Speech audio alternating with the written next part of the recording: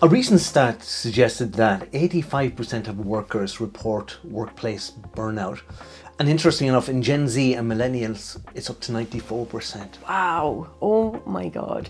And you'd imagine that it'd be much less than that for that generation. No, I'm not surprised about Are that. you not? But there's so much more awareness in the workplace now around well-being and mental health. And There is. And, you know, I've had some people suggest, oh, it's Gen Z, and they're all soft. They're soft, and that's why, they, you know, they're not... Terrible. Yeah, I'm not one of the people who subscribes to that necessarily. But reasons for the burnout can be that you're overburdened. You're just given too much work. And even, I suppose, as a younger person, maybe in work, maybe you are the dog's body and you have to do everything and everything is dumped down on you because you're the new one in the job. But I think on top of that then is not feeling appreciated. Yeah, and it depends on the type of workforce you're in, I suppose, or the type of person you are. Like, how good is your resilience? I know that, like, when I was going out delivering the Resilience Academy for children age 14 in second years, like, the amount of resilience is very low.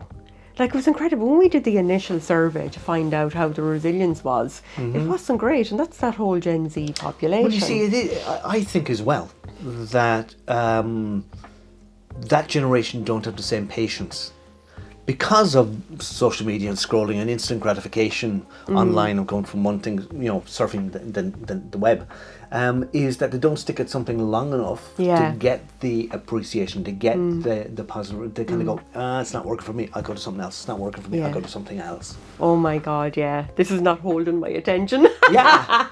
But whereas, you know, we would have been brought up to kind of get a good pensionable job now. Oh yeah, and if your job was mundane and tough, so be it. Yeah, get on with it. Do you know, there was pity no about you. pity about you, is right. Like, I remember when I came out of, I started hairdressing. I started studying hairdressing, or, you know, I was an apprentice. And I was so motivated, you know, really strongly motivated to get up the pay scale because I was really struggling in Galway. I think I was on... Was it £80 a week or something? Wow. And my rent was 30, and then food was about the same. So you had And then I smoked 20 fags a day. Well, didn't help. So I mean, I had nothing left at the end of the week, like. So it was a great motivator for me to work really hard to try and get the pay scale up. Did you ever encounter like poor management, bad managers, and then that kind of created a toxic environment, and that kind of filtered down? Yeah. Nobody was happy in work. No, yeah, definitely. Where I did my training now above in Galway, she was an absolute tyrant.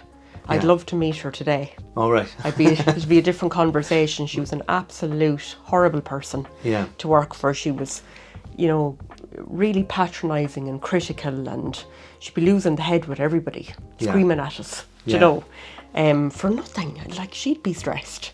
Yeah. And I don't know what for, they were making a mint. You know? See, I worked with on Post in the early 1980s in Galway, and back then it was like a good, people said it was a government job, although it wasn't. But there was such inefficiencies and inadequacies and stuff, and mad and stupid decisions, uninformed decisions, and you just had to put up with it. And then there was so much, you know, rankling between the unions and the management or whatever. It became, sometimes it could be a very toxic environment, and you just feel depressed going in. Yeah. And I don't know, has it got much better today? Maybe some people from On Post will tell me it has or it hasn't. But what you got was a lot of people taking sick leave, gone off, stress, sick leave. And you still get that in government agencies a lot. People kind of go, I'm going out for 6 months on stress leave. Actually, yeah, I know a few people working with government bodies who do take because you can't do it ordinarily. You see, working for private enterprise, you can't do that, really. No. Or if you're working for a hairdresser, you're gone for 6 months, goodbye, you're gone. Oh, that's it, they just replace you. Yeah. Do you know, like, and it's like that a lot still in Ireland, you know, people would just be replaced, you know, really quickly. If you're not here for the job, then... You know, they have to. Signs and symptoms of burnout. You see, sometimes people can be burned out and not realise it. Yeah. But if you're irritable, if you're jumpy all the time, if your sleep is disturbed, if you kind of get up in the morning, you're having a cup of coffee and say, oh God, I have to go into that bloody place. Yeah. That's burnout. You're of no addition to yourself or anybody else. God, there's a I cannot remember the statistic now and I'm raging. But do you know the majority of heart attacks happen on a Monday morning, Oh, Sunday yes. night, Monday I've morning? I've heard stuff like that. Oh my gosh. Earl Nightingale actually, I think, was the first man to report that statistic. So I thought that was very interesting because, you know, they're so stressed about going into work the next day. Yeah.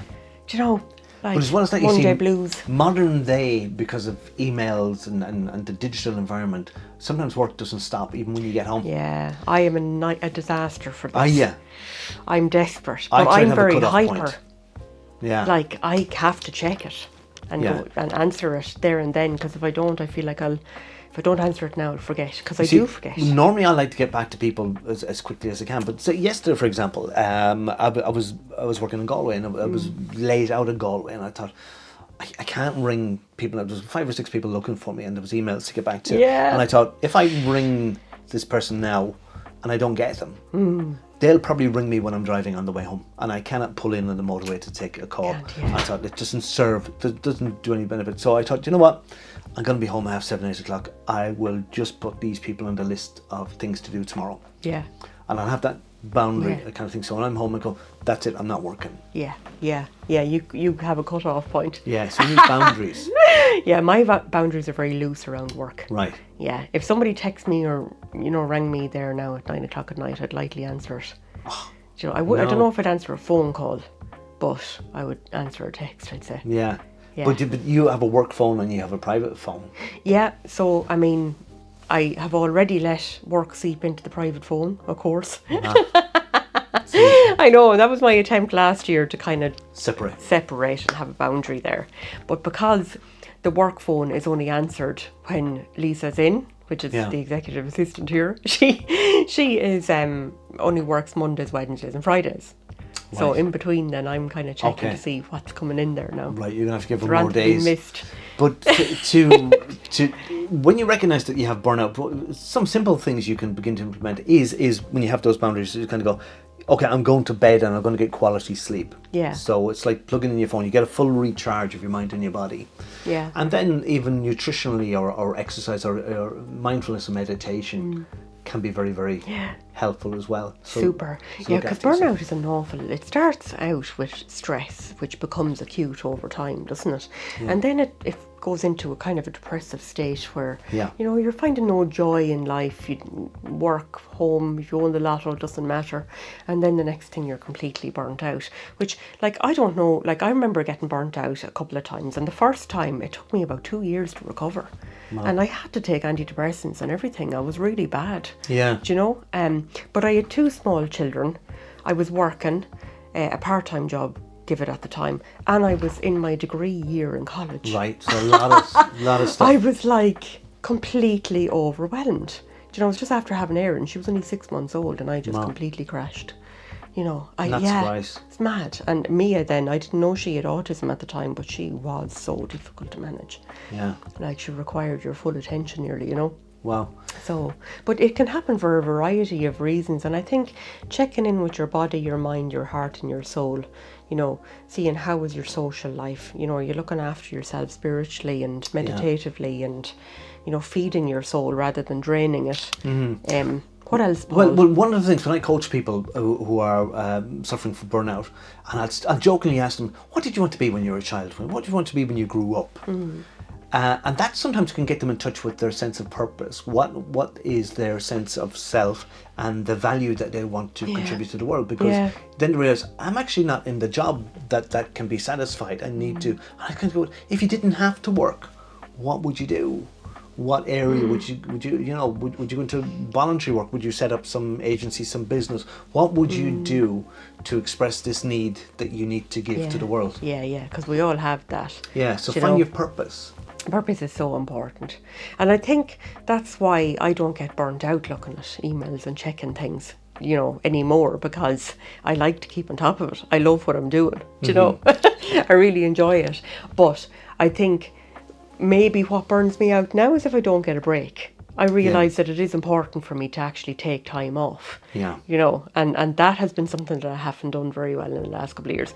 But then what happens? You get sick, don't you? You know, you something gives. Flip and go downhill. I got pleurisy here a few weeks ago. Yeah.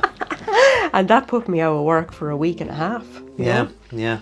So, and probably should have put me out for 2 weeks, but I was like, oh no, I can't afford now to be out for any longer. Yeah, I need to get back I in. have to get back there, and that's the plight of being self-employed.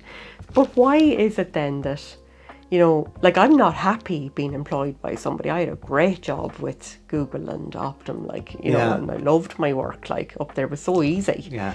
And we were so well looked after and catered for, but I actually was bored to tears. I couldn't stick it. Yeah, you're an entrepreneur. Yeah, I just need that thing driving me, like what you're talking about. Yeah, yeah. But not everybody needs that, Paul. Sure they don't. They're happy to stay in the job for 40 years. Yeah. So it's like your job needs to give you a sense of satisfaction and fulfill your purpose. Yeah.